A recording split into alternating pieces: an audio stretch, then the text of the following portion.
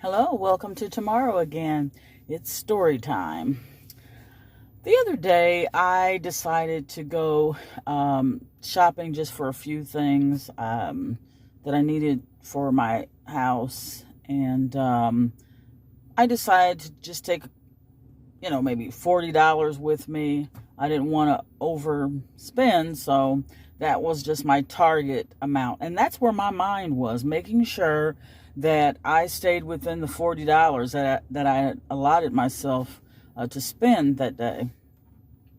I went into the store, and it's one of those. I don't really want to say the store, but it's one of those stores where most people buy toilet tissue, dish detergent, washing powder, candy, certain things like that, and the price is usually low. The price is usually cheaper than going into a grocery store. So went into the store, picked up my items, and I went through the checkout. And the man who checked me out, he didn't really say much. I had seen him in there, working in there before. There was nothing unusual about him. And then there was another cashier in the store who was a female.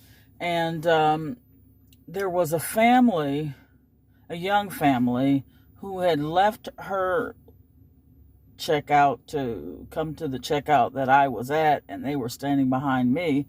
And then they proceeded to tell the cashier that the lady in the other checkout was very rude, and they wanted to, really voice a complaint. And the man at that checkout was ignoring them, like they were being annoying. So they began to talk a little louder, saying the same thing essentially. We don't feel that lady is, has good customer service skills. Maybe someone could talk to her. Once again, he blew them off, except this time he waved his hand to wave them to leave him alone. He didn't want to hear it. He didn't want to be bothered. As a matter of fact, he kind of concluded that they were troublemakers. He asked them to leave the store. The man that was part of the couple, he began to shout and scream that he had been to prison, and he would go back to prison before he allowed someone to talk to him that way. And that's when my ears began to perk up. You would rather go to prison than to ignore what someone has said? That's interesting. He got angrier and more angry, and he punched the display cabinet. He knocked it down, actually, to the ground. Then he swung several times at the cashier, and then the other cashier was sticking her middle finger up and sticking her tongue out, taunting the couple to make them even more angry.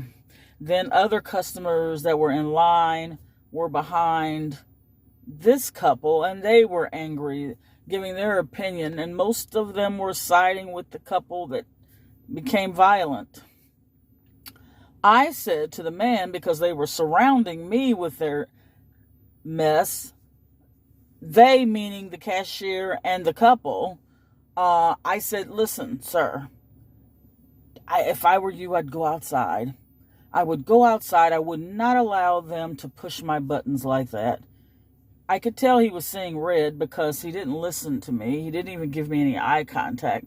And when I look back at it, I probably shouldn't have said anything. I should have just left. But then I saw their children. There was a little girl who was about 7, maybe 8, and she was carrying a toddler. And then there was a little boy that also looked like he was maybe 4 years old. And the dad had gotten them out of the store when he was getting ready to leave, but he was compelled to go back and finish the fight when he saw his wife run over to the female cashier and start to swing on her. It was a complete melee. But what everyone missed were the 3 children who were standing outside alone, and they were crying. And the older of the 3 children looked into the sky, and she said, "When will there ever be peace in my life?" I could have cried. Of course, I didn't want the little girl to see me break down. I wanted her to feel more hopeful. And I wanted to tell her, little girl, your future is going to be bright. The three of you kids, your future is going to be better than you can imagine. But of course, I couldn't interfere. And if I did, I don't think the message would have made sense to her. She then looked up in the sky again and she said, "When will we be happy?" And she cried even harder and said, "When will happiness come to us?"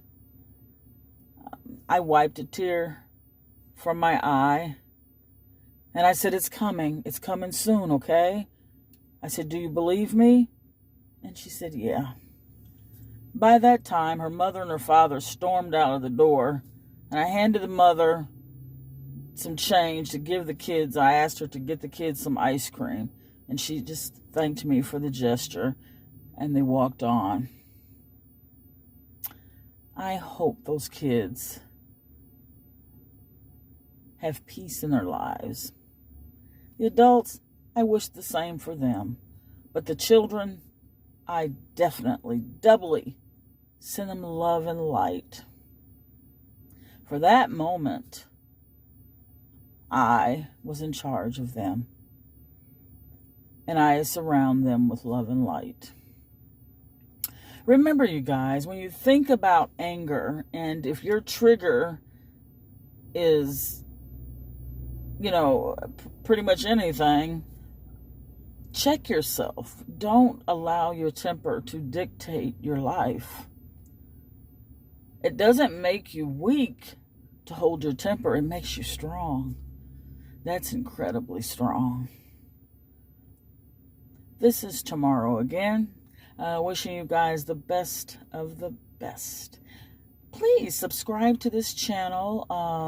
Give it a thumbs up and comment if you'd like.